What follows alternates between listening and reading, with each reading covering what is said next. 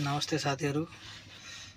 जस्तै फेसबुकमा हामीले कमेन्ट गर्छौँ, त्यो कमेन्ट र भ्युजहरू त्यो अरूले हेर्न मिल्ने र नमिल्ने त्यो दुईटै तरिकाको मैले एउटा समेटेर भिडियो बनाएको छु।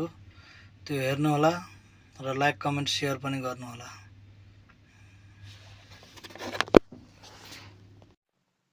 यसरी तपाईँ फेसबुकमा जानुहोला, त्यसपछि आफ्नो प्रोफाइलमा जानुहोला,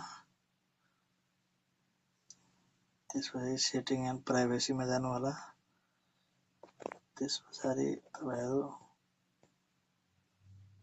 सेटिङ एन्ड प्राइभेसीमा गएर सेटिङमा जानुहोला।